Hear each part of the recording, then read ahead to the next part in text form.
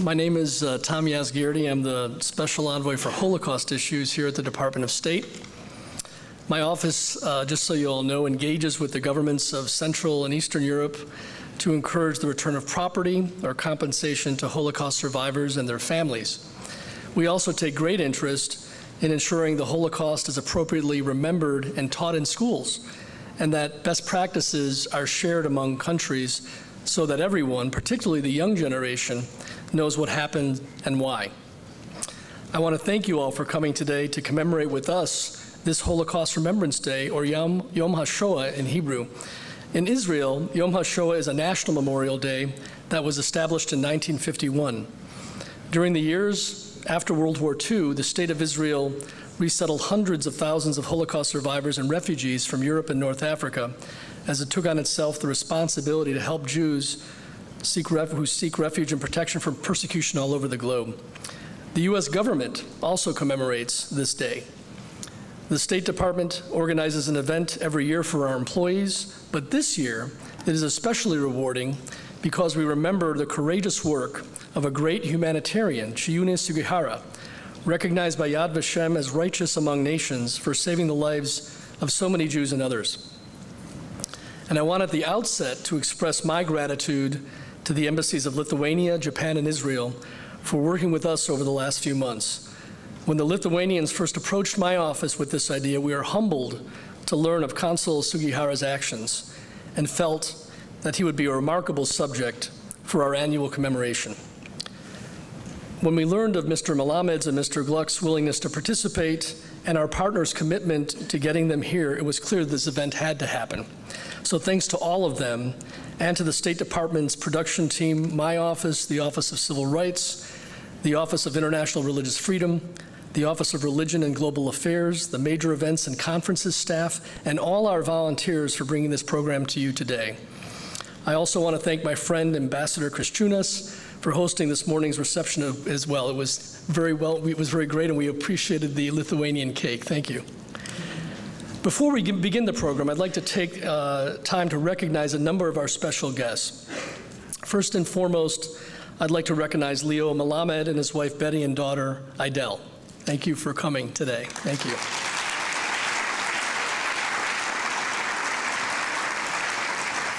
Leo will address us in a short while about how Mr. Sugihara changed his life and that of his family forever. Chelin Gluck, director of Persona Non Grata, the film we will see today, and we'll have a chance to ask him some questions after the film. Thank you for coming. Thank you. I want to recognize Sarah Bloomfield, director of the United States Holocaust Memorial Museum. Thank you, Sarah, for your attendance. Ira Foreman, former special envoy to monitor and combat anti-Semitism at the Department of State. Thank you, Ira, for your attendance here. And Congressman Dan Glickman and former Secretary of Agriculture, thank you very much for your attendance here today. Appreciate that. And from the State Department, I just want to recognize some of our senior leaders. We have Ambassador Arnie Chacon, Director General of the Foreign Service and Director of Human Resources. Thank you so much for coming. We have Hoyt Yee, Deputy Assistant Secretary in the Bureau of European and Eurasian Affairs, and my supervisor. Thank you, Hoyt, for your attendance today. And next to him, we have Michael Ratney, Deputy Assistant Secretary in the Bureau of Near Eastern Affairs. Thank you for your attendance. And then there's Knox Thames, Special Assistant for Religious Minorities in the Near East and South Central Asia in the Bureau of Democracy, Human Rights, and Labor. Thank you for coming, Knox. Appreciate it. Thank you. And finally, we have Pam Pryor, Senior Advisor to the Undersecretary for Civilian Security, Democracy, and Human Rights. Thank you for coming, Pam. I don't know where you are, but thank you. Now, I'd also like to recognize all who have benefited physically, let's say, from the actions of Consul Sugihara. Would you all stand up if you're a survivor or a child of a survivor, please? I think we have some in the house. Thank you. Thank you very much.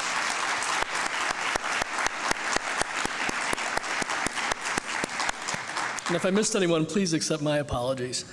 But now it gives me great pleasure to introduce Rolandas Kristunas, Ambassador of the Republic of Lithuania to the United States. Ambassador Kriščiūnas received a bachelor's degree in business from Vytautas Didysis University in Kaunas, Lithuania in 1993, and holds 2 master's degrees, one in European Union Studies from Kligendale Institute of International Relations in The Hague, and the other in economics from Ohio State University, a little closer to home for some of us.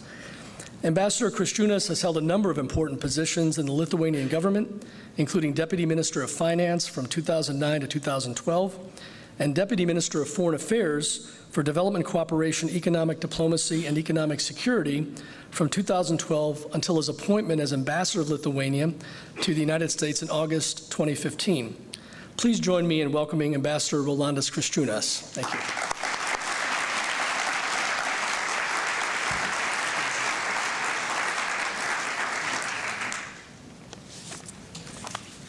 Thanks, Tom.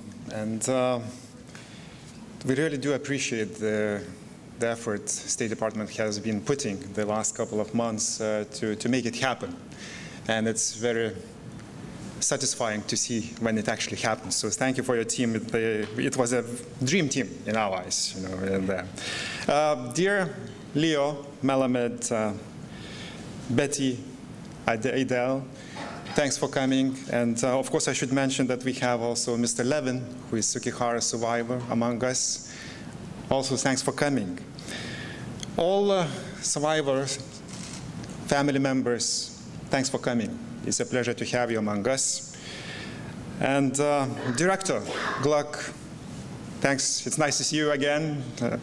We should promote movie more and more, so we will keep on knocking on your door, you know, with this movie. So first of all, I would like to say that Lithuania is very happy to be a part of this very meaningful event. Thanks to all people who made it happen. Of course, Holocaust and Heroism Remembrance Day invites us to remember. And I think it's impossible to say that the least we could do, looking at Holocaust, we should remember. That's the least we could do, I should like to stress. To pay tribute to each and every Holocaust victim, to celebrate, of course, at the same time, heroism of the ones who stood against the evil, trying to save lives in those dark times. Once again, I stress that the least we could do. Unfortunately, we can't turn time back, so that the most we could do, never let it happen again. And I wish it could be a trivial task for us to never let it happen again, but it's not. So we cannot relax, and we cannot relax, and I think the first step towards not this relaxing is remembrance. We should remember.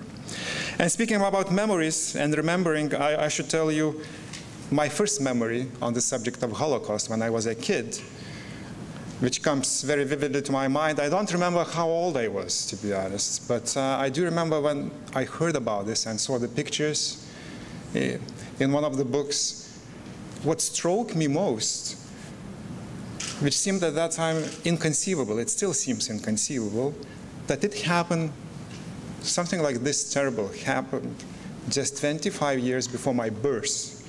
Because I would say it's from a different planet somewhere, you know, many galaxies away, or it's in a very distant past. You know, you would not expect still, I say, but something terrible like this happened. And it was really striking and mind-blowing to me as a kid. Just 25 years before my birth, all this could have happened next door, including Lithuania, not just next door, including Lithuania, my country.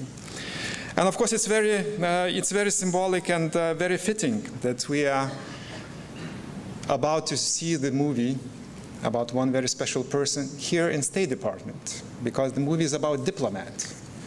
And of course, State Department, that's the cradle of US diplomacy. And to listen here to the Leo Melamed, to whom visas for life is not something theoretical. For whom visas for life, it's a key which led to his survival. Of course, I'm very pleased and happy that Lithuania was a part of this survival trajectory for Leo.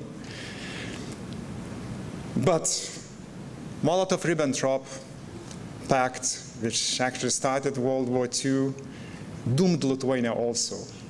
I'm pleased that it was a gap in time, and rushing in and competing with the time for a number of peoples, leaving Poland, getting into Lithuania as a stop, to some hope of escaping this, what now we know was in a lot of cases inevitable.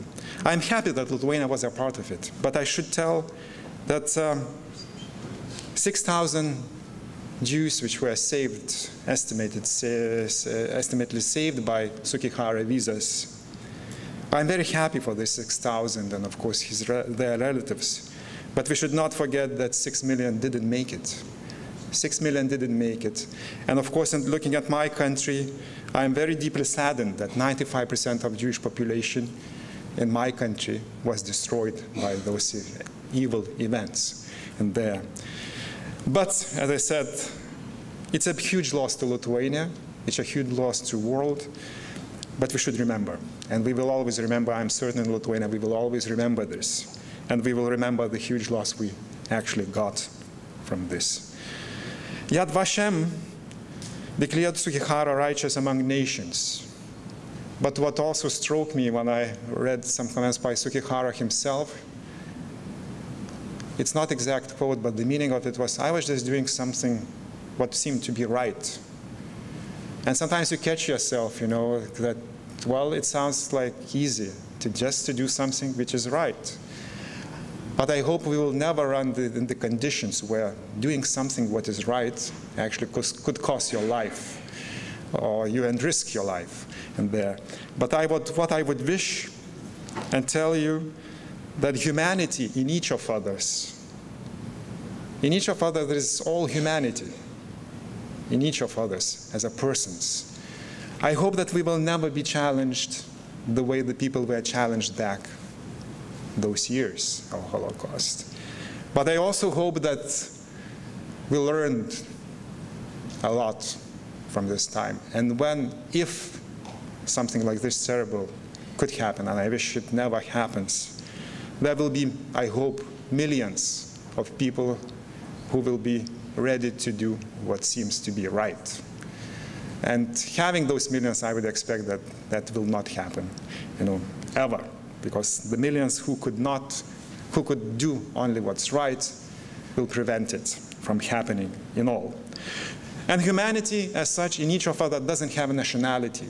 And I see the story of Sugihara uniting a number of countries, Israel, Japan, Lithuania, United States, building bridges. And of course, Leo measured the distance between Lithuania and Japan literally, through the years, escaping for his life.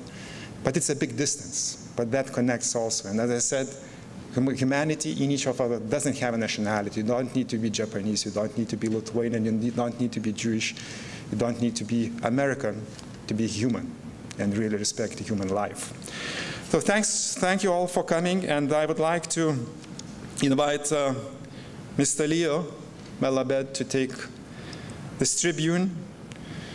Leo is a chairman emeritus of CME Group, chairman of Melabed & Associates, and globally recognized as the founder of the financial futures market. And I'm very fortunate that I spent some time with Leo today at the Embassy of Lithuania, and I know the first lesson in finances he was given by his father.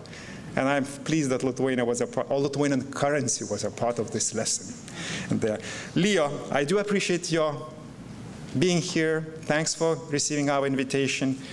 And please take this stage on this very special occasion. And the very last word I wanted to thank Evelina, because sometimes we speak about, deputy assistant secretaries, and we forget the people who were just, behind all this. Evelina was the person who actually thought about it, maybe dreamed about it loudly, and it started then, some time ago. And here we are.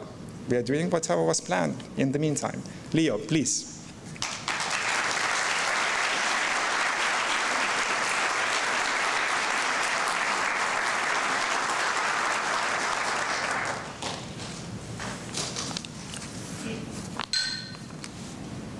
Thank you, Ambassador Christianis. Honorable ambassadors, and Diplomatic Corps and members of the United States State Department, ladies and gentlemen, good afternoon. I would like to begin by first introducing a couple of special guests who are good friends of mine and important in my life. One, of course, is the chairman of the CME group. Terry Duffy, would you stand and be recognized?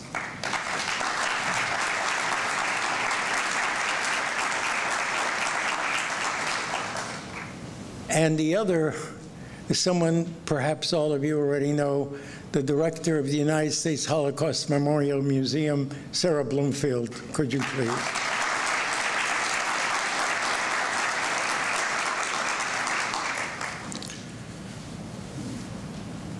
This is the first time I've been to the State Department, believe it or not. But I have a memory as an 8-year-old in Japan. And I have a copy of the letter sent by the State Department, signed off to the count of 12 undersecretaries or other officials on this letter, had to approve the letter before it was sent to the American ambassador in Tokyo. And it said, if Isaac Milamdovich, that was our name, and Vega Milamdovich, that was my mother, and their son Label, that's me, are in Japan, stop all else but give them passage to the United States, since they are being chased by the Gestapo and the KGB. We were an endangered species. And 250 of us in Tokyo, in Japan, got permission to come to the United States. The thousands of others dispersed all over the world to countries that gave them safe entry and refuge. Ladies and gentlemen, the difference between the human race and the animal kingdom is memory. In the animal kingdom, knowledge cannot be passed on. Every newborn must start from the beginning. Humans can use memory to pass on what they have learned from generation to generation. Sometimes, however, we forget to do so.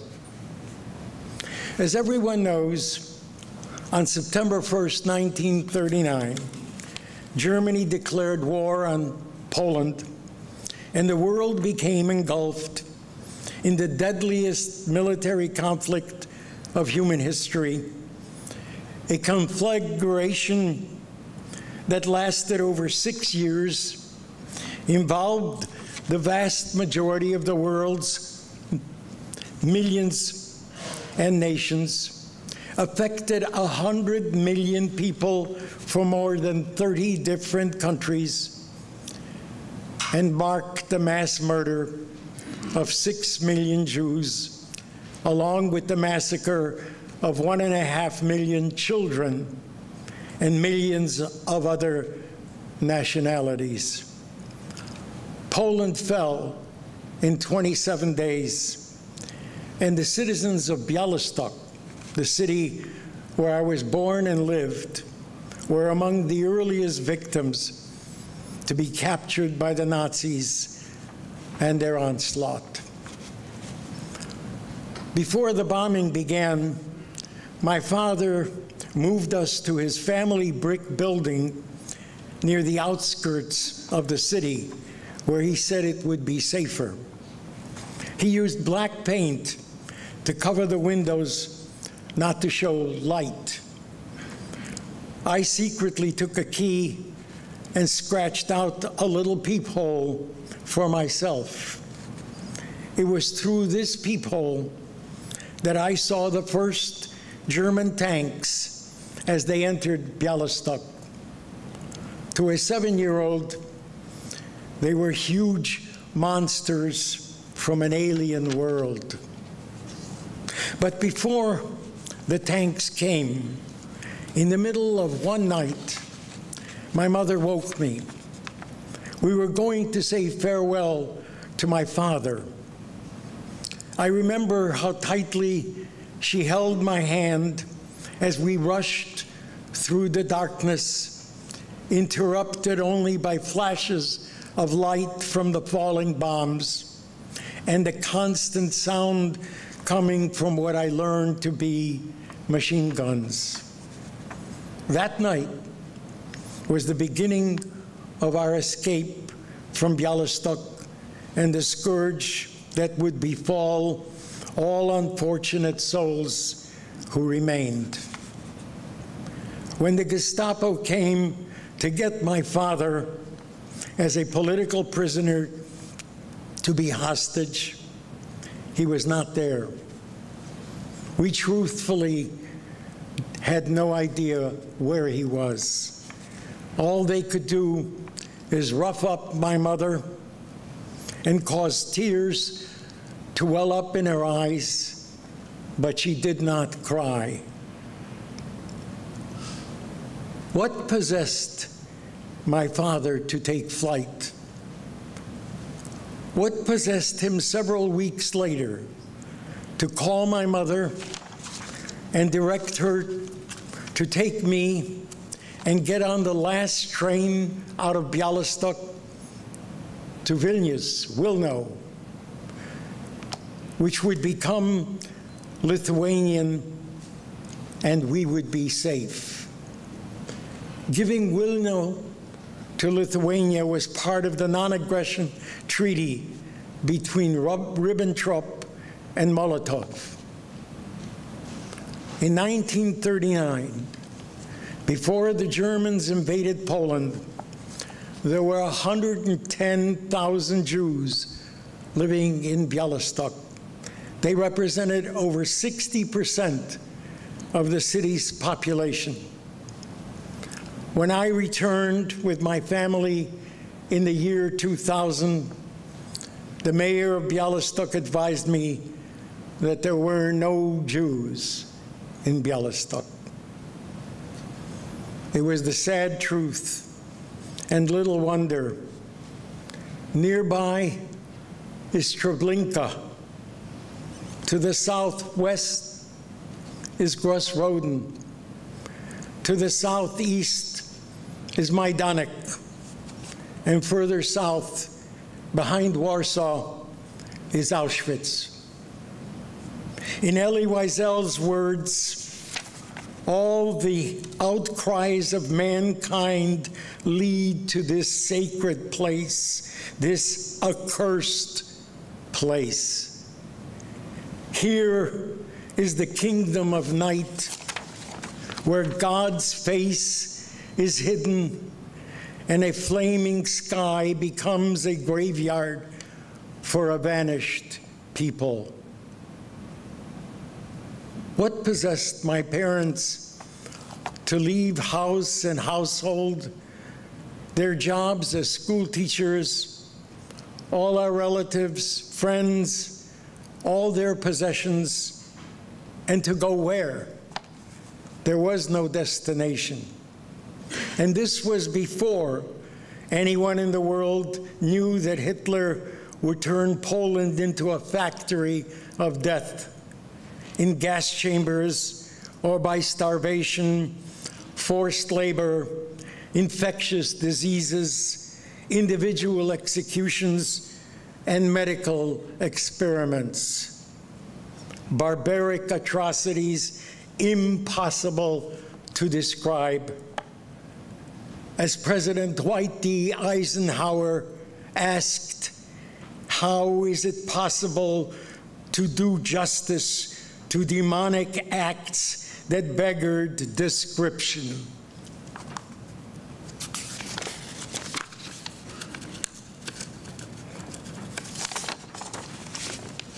I can't.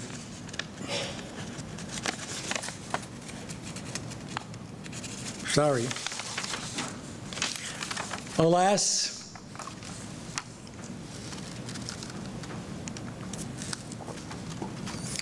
the world closed its eyes and shut its ears while an act of monstrous proportion, one that left an indelible blot on human history, was inflicted on the Jewish people. On June 27, 1941, in Bialystok, some 2,000 Jewish souls, including my two grandmothers and my father's only sister, were marched under gunpoint by Nazi troops into the Bialystok Grosser Shul, the great synagogue. All the doors and windows were locked, and the entire structure was hosed down by gasoline and set on fire. All that remains today is a memorial with the steel skeleton of its famous Byzantine dome. Fate chose that I survive. Our miraculous escape, made possible by Chiyun Sugihara, spanned 2 years, 3 continents, 6 languages, the Trans-Siberian Railroad across all of Siberia to Vladivostok, then to Tsuruga, Japan, and finally, the US.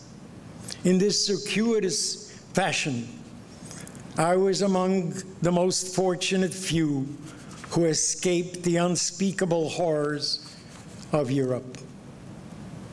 But proudly, I also cannot forget that it was here, in this land of the free and home of the brave, that this refugee from Bialystok, without American roots, without wealth, without proper credentials, without clout, without influence, was given an opportunity to enter the world of futures markets and climb to the top of its complex structure. And I ask, in what other country in the world could this have been possible? Later in life, when I asked my father that question, "What made you do it?" he shrugged his shoulders and said, "It was an instinctive reaction, something you feel certain is the right thing to do." An instinctive reaction that you feel is the right thing to do describes perfectly what Chiyun Sugihara did in August of 1940 as Consul General of Japan in Kovnos, Lithuania. Here were several thousand Jews who had somehow managed to escape their fate, but now found themselves trapped by history. Their only crime was being Jewish. In a couple of months, Operation Barbarossa would be launched, and Hitler would invade Soviet Union. Not much later, the Nazis entered Wilno and quickly murdered nearly half the Jewish population. That was the fate awaiting all of us. As an escape plan was devised by Sugihara and Dutch Consul Jan Zwartendijk. The plan was for Jews to be issued transit visas so they could escape to Japan. It was the only way out. 3 times, Sugihara requested the head foreign office in Tokyo for permission. 3 times, he was ordered not to do so. It's none of our business. but Sugihara's instincts told him differently. 50 years later, I became friends with Hiroki Sugihara, the oldest of the Sugihara sons. Hiroki was 5 years old when his father called the family together in the consulate and explained that if he obeyed the orders of his government, he would be violating the edicts of his God. Sugihara had by then converted to Christianity. All my instincts, he told his family, tell me that the right thing to do is give them a chance to survive. Upon leaving Kavnos, Sugihara and his wife Yukiko still kept writing visas from their open window on the train taking them out of Kavnos.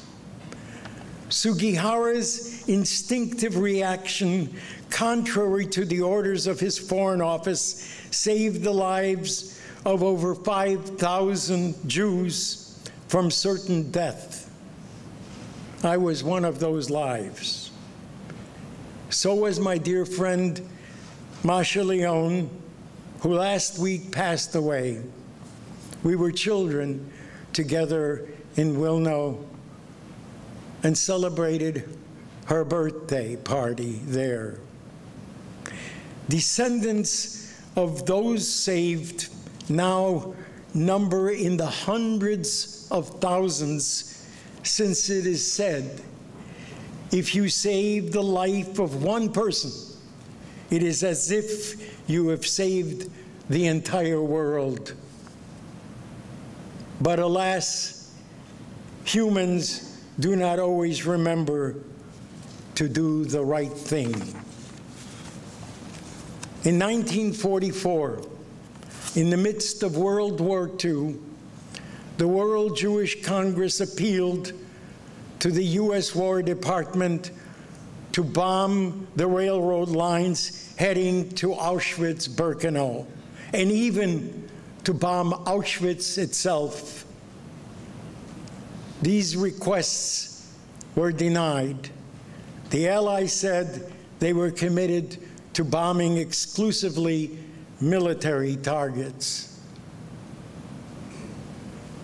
70 years later, in 2013, we forgot again.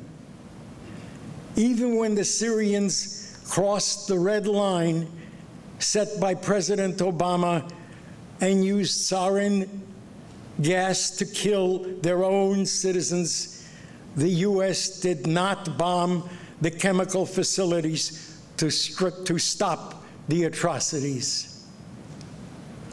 4 years later, in 2017, it was different. When the Syrians used sarin gas again, President Donald Trump instinctively knew the right thing to do. I applaud his decision. Chiyun Sugihara was left unnoticed for more than 20 years. But once his deed became known, he received the overwhelming world recognition he deserved. In 1969, he was honored by the government of Israel and named righteous among the nations by the Yad Vashem. He received a similar recognition from the United States Holocaust Memorial Museum down the street here in Washington, D.C. Among many awards, in 1993, he was awarded the Life-Saving Cross of Lithuania, as well as naming of the Sugihara Street in Kavnos and Wilno, and recently in Tel Aviv and Israel. In 1996, he was posthumously awarded the Commander's Cross Order of Merit of the Republic of Poland by the President of Poland. Chiune Sugihara is today among the most lauded humanitarians in world history. I am committed to perpetuate his memory and his singular message.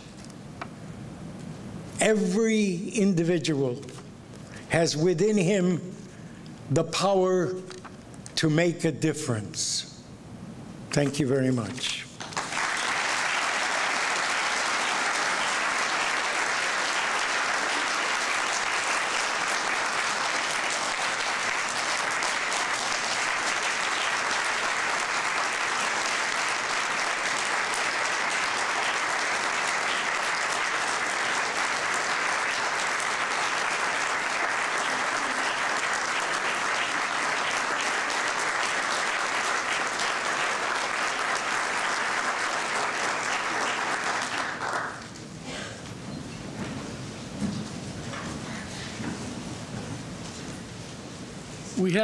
We have some time, 10 minutes or so, for some questions and answers. If Leo, if you would be willing to take some. We have now, just so we have 2 microphones on either side of this middle section here. So if you want to ask a question, please come to the microphone and we can recognize you. Okay? Thank you. Please, anyone.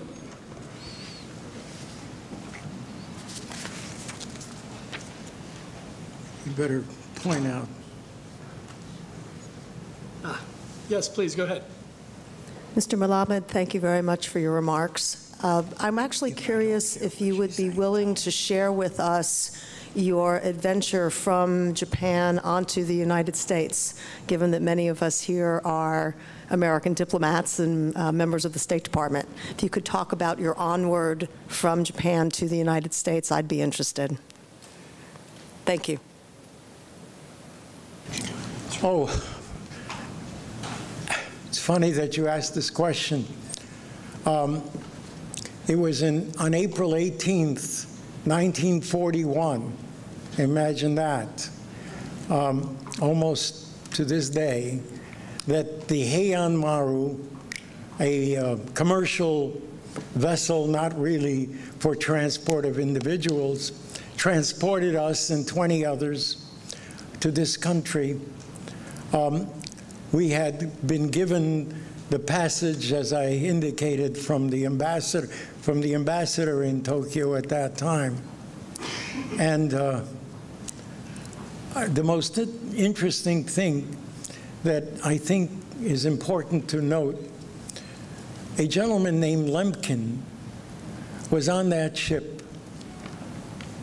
Lemkin, as Sarah Bloomfield knows, became a lawyer in the early days of the United Nations and invented the word genocide to describe genocide. There was no word. He did it. A historic figure. But we crossed the Pacific Ocean like everyone does and found ourselves in this very great country that gave me the opportunity I described. Anyone else, please? Yes, please go ahead. Thank you for your moving story. I am also the son of a survivor. Since you alluded to current events, I'm curious what your response was to the administration's statement on February 2nd on International Holocaust Memorial Day, which omitted any mention of the Jews.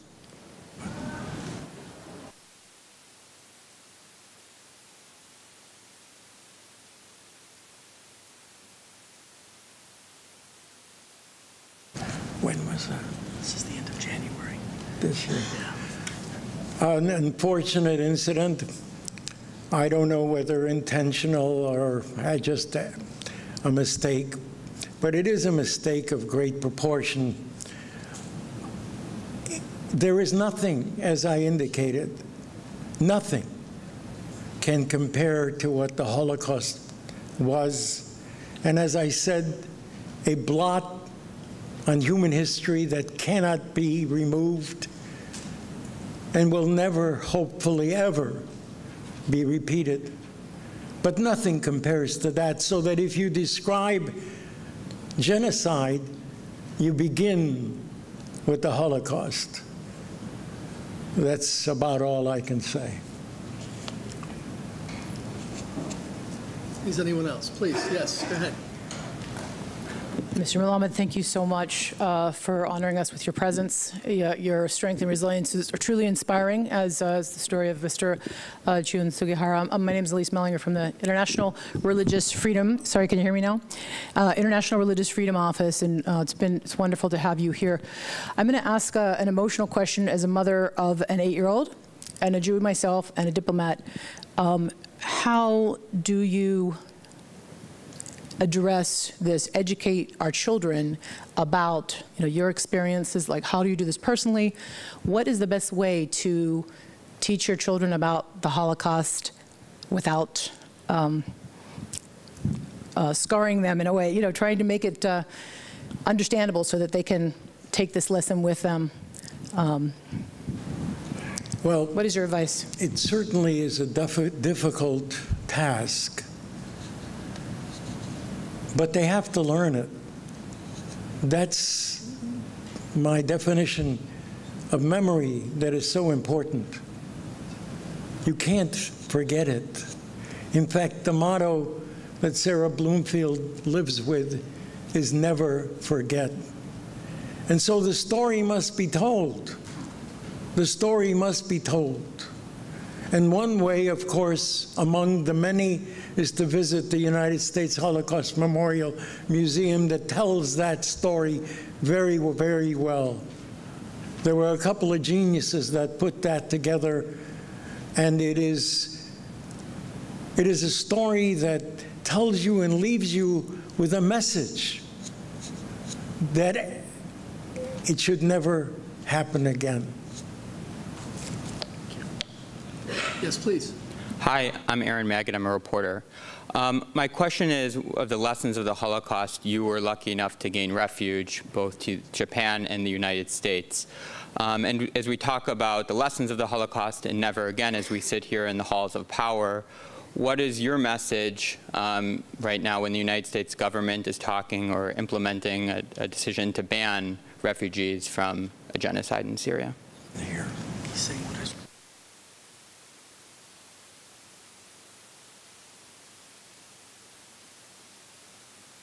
Well, it's a complicated issue, and it's highly politicized. I am a refugee, and this great country gave me the opportunity to use whatever talents I had to achieve what I had.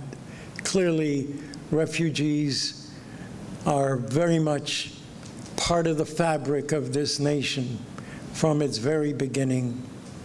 And so I clearly believe that refugees are such important elements in this country that they have a special place, as I said, in the fabric of the nation.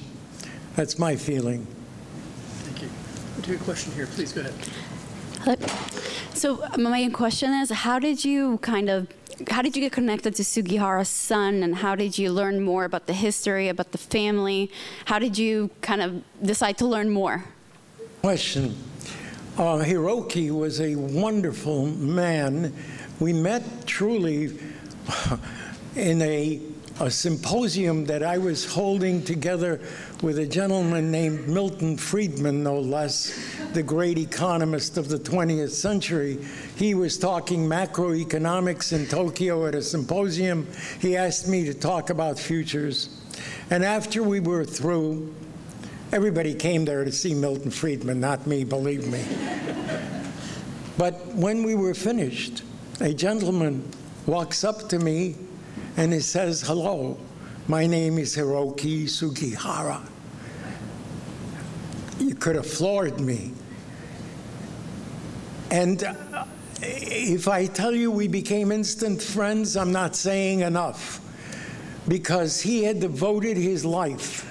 He died as a young man from cancer, but he devoted his life to the memory of his father and his deeds. And he asked me if I would give him help and assistance. I've carried out that mission to this very day in every way possible. Anything that was asked of me. And Masha Leon, my friend who recently passed away, we did. Down to this day, the mayor of Tsuruga is trying to make Tsuruga the port of humanity instead of just a port where us, you know, at the time, I don't know how many thousands came, and we crossed on little ships. But Tsuruga gave us a welcome you can't believe. The people came with flowers and fruit. My mother said to me as we stepped off the boat, this is literally what she said, "It is the first time in 2 years that I can breathe freely." So clearly, Tsuruga has a place in world history in this respect. And I've done everything in my personal way to help Hiroki carry out his message to the world. Thank you for the question. Good question, please.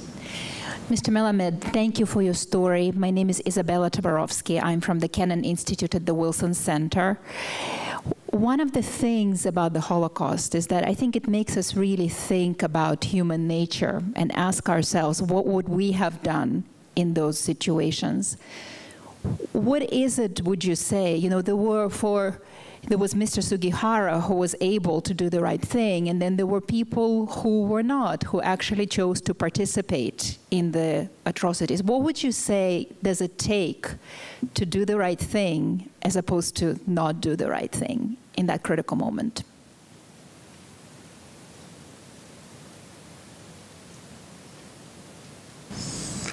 Well, you know, that's the hardest question probably of all. But we all know it. We all know the right thing. It's inside of us. You know, there was a great jurist, and he was giving a decision on pornography. And he said, I can't define it, but when I see it, I know it. It's similar. It's similar. I don't know how you define the right thing, but it was like my father said at the time he made this incredible decision that saved our lives. He knew it was the right thing to do. Sugihara knew. Imagine, under the circumstances, why should he have done it? He got in trouble with his own government. But he knew. And I think human beings, for the most part, know the difference between right and wrong. Okay, why don't we thank you very much, Dr.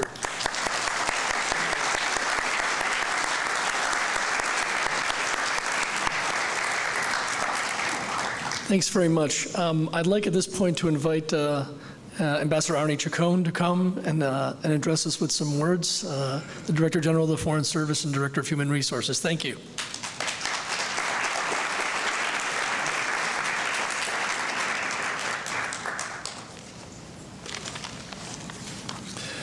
Thank you, Tom, and thank you all for your presence here today.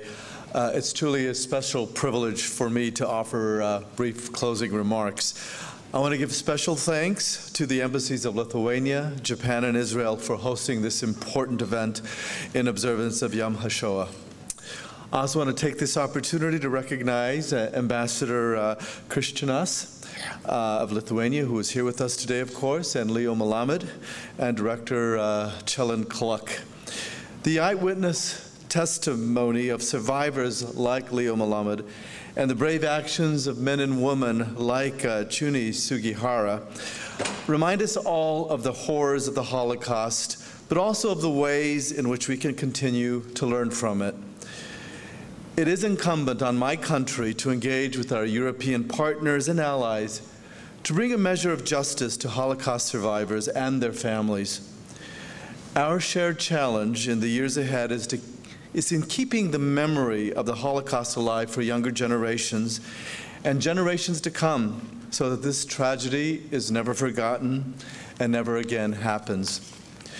For decades, survivors like Leo Melamed did just that. They brought light to the darkness by bearing witness. The Registry of the Holocaust Survivors of the United States Holocaust Memorial Museum contains the names of over 195,000 survivors and family members. But a growing number of these brave men and women are leaving us and will leave in the years to come. So it is up to all of us to continue to share their stories. This, in part, is the work of the Office of the Special Envoy on Holocaust Issues. Special Envoy Yazgerdi and his team also work closely with NGOs such as the World Jewish Restitution Organization to advocate on behalf of Holocaust survivors and their families around the world. And they engage with our friends and partners to encourage governments to return or to compensate for property confiscated by the Nazis or later by the communists. Over the course of my diplomatic service in Western Europe and Latin America, I've had the privilege and chance to meet and get to know many Holocaust survivors. Their accounts helped me understand the words of Elie Wiesel, that indeed the opposite of love is not hate, it's indifference. The courage of Chuni Sugihara, who risked his life and that of his family members to save the lives of more than 6,000 Lithuanian Jews, is a powerful illustration of a principle that's at the heart of both Wiesel and Viktor Frankl's work. We always have a choice. Chuni Sugihara chose, and thousands lived because of it. Nothing is inevitable, so our steadfastness in the face of the forces that gave rise to the Holocaust must remain as strong as ever. For many of us, it's hard to believe that it's been over 70 years since the horrors of the Holocaust. But we also know that the past is never past. Its lessons are etched in our collective memory. This is why we continue to work together to prevent further atrocities and hold perpetrators accountable. Though no one can ever take their place or do true justice to their experiences, continuing the work of the survivors is the best way we can heed the Poet Laureate's message. The responsibility is ours. It is why we're gathered here today. I want to thank you again for joining us on this observance of Yom HaShoah.